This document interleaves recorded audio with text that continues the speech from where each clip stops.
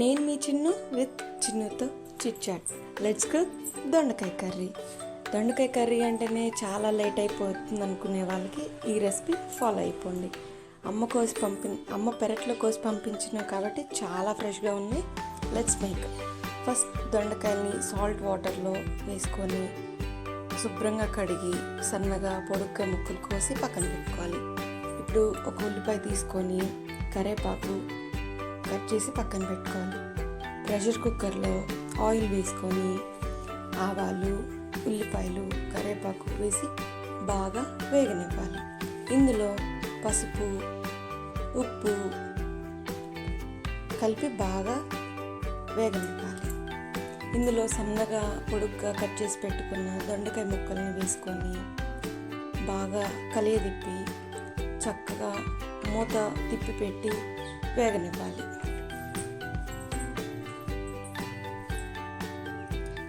ఫ్రెష్గా కోసిన దొండకాయలు కాబట్టి దీంట్లో కూడా కొంచెం వాటర్ వస్తుంది. సో బాగా మగ్గనివ్వాలి.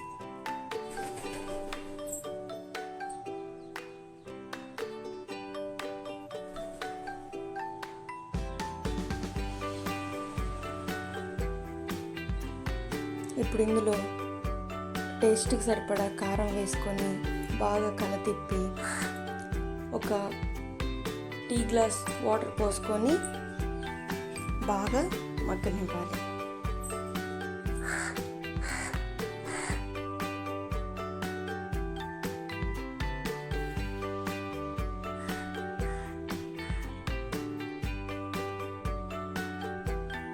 ఇప్పుడు మూత పెట్టుకొని 4 విజిల్స్ రాణించుకునేటట్టు కూర సిమ్లో ఉడకనివ్వాలి.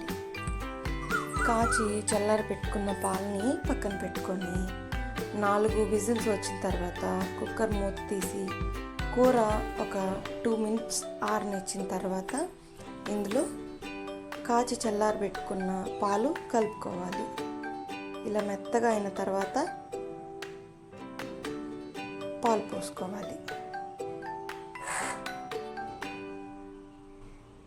అంతే అండి, ఈజీగా 10 మినిట్స్లో దొండకాయ కర్రీ చాలా సింపుల్గా రెడీ అయిపోతుంది. అన్నంలోకైనా, చపాతీలోకైనా, రాగి సంగట్లోకైనా చాలా బాగుంటుంది.